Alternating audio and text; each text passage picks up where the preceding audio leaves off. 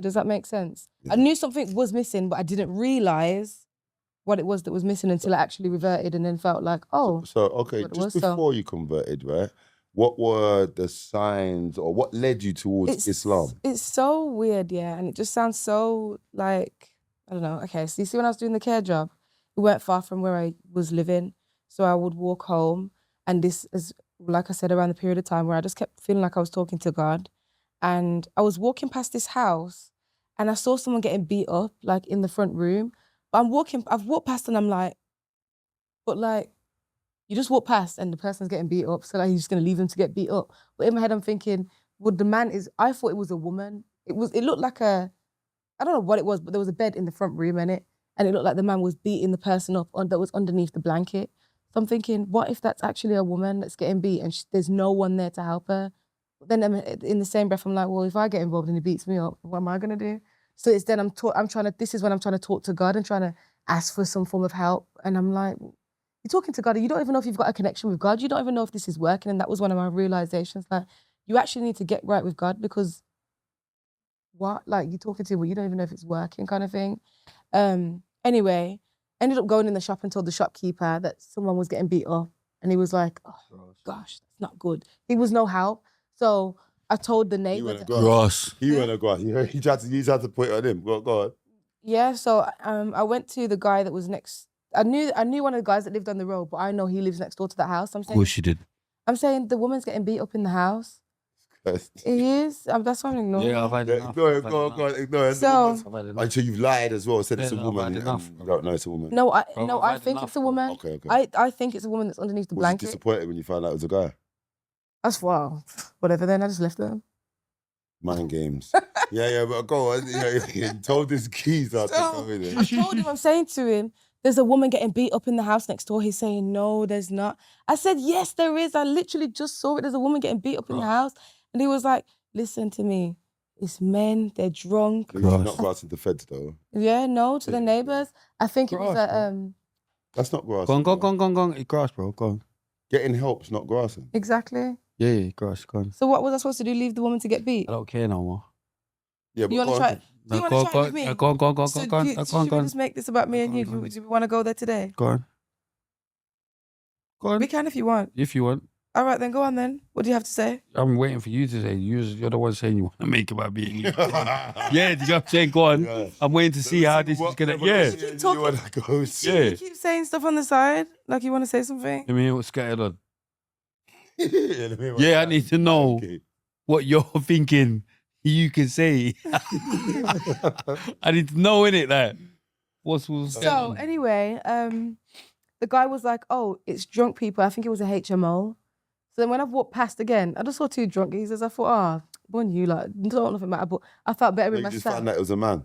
Yeah, but they were both drunk, so I don't care what you like got going. What's the drunk got to do with it? If he was drunk and hitting the girl, you still sending aid. Yeah, true. Yeah, well, he's trying to pile it off because he's a guy. They're both drunk.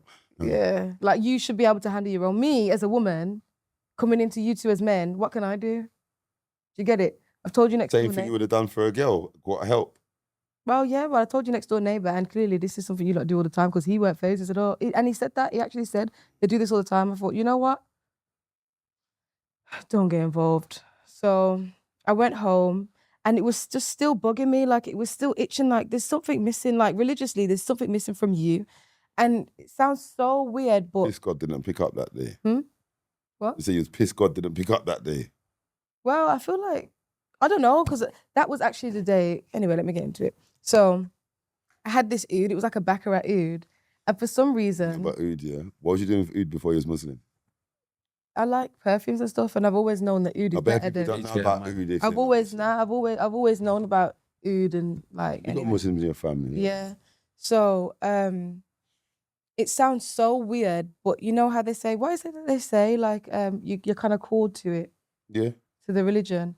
And everything. A lot of guides and misguides. Yeah, so, and everything around you will pull you into the religion. The smell of the oud was making me think about Islam, which is weird. Like, it's a the Muslim smell of the oud, yeah, oud. Yeah, all like them the things smell is of the mad, man. oud had me like Islam. Like it's so weird. Like it just made I would smell it and just think about like Islam. It was so. But I you can't- obviously had nice thoughts when you was getting that smell. Yeah, like I can't explain it, but it's like it was pulling me to something, and I didn't understand what I was being pulled to. Correct. Pardon me. 1 second. So before you was Muslim, and obviously you said that you had some family members that was Muslim, but did you have any like knowledge of Islam? Like, were they talking to you about it? Yeah. Was you asking questions like? Yeah, they would talk to me about it sometimes, and I think my auntie every now and again would talk to me about it, like she just get into it, but she wouldn't ever push it onto me. Like it's never, even with her children, it's not pushed onto them. Because I would like to hear a female giving another female dawah. Oh, I remember things are different. The man them will just talk to you as a roadman, and the dawah's kind of. She gives the best, like she gives the best dawah. Like, oh, I love my auntie. Yeah, man. So, yeah, I called her because I kept getting this feeling. So, and I was talking to her about it, and she was giving me some dawah. I said, "Oh, do you have any books on Islam?" And she was like, "Oh, yeah. why are you asking me that?" A Muslim hears that, Yeah. they're going mad. She said, So she ordered me. I can't remember what the book's called, but it's basically like it kind of explained Islam, but in a simple way. I remember, it's mad. In a simple way, if that makes sense. Yeah.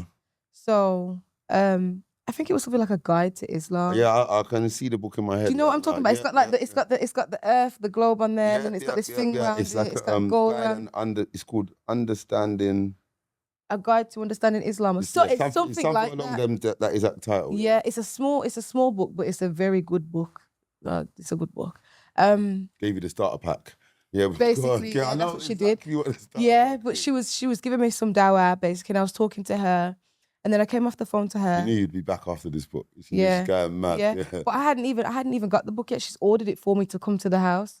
But as soon as I come off the phone to her, I phoned my other friend that's Muslim. But this guy, he's a guy in it, but he is the person that I know is on his deen like the most. Like, and I called him and I was asking him questions about Islam, and he was kind of like, "You could just do it now, as in take my Shahada." Yeah, la ilaha illallah. So I'm like, Rasulullah. really? But at this time I'm talking to him now, I'm in an Uber. So I'm like, really, like right now?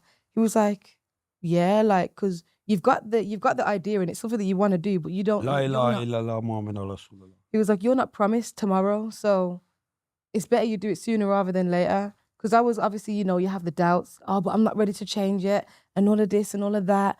And he was like, it's not really about that. First, it's just acknowledging that Islam is the truth. Then you take them steps afterwards. You take your little steps afterwards to build yourself within the deen or whatnot. So that was it. I did it. I did it in the Uber, and the Uber driver, I think that was his best day ever. Wait, he was Muslim as well? Yeah. SubhanAllah, come on, he was a witness. He was a witness. in the sky. Yeah.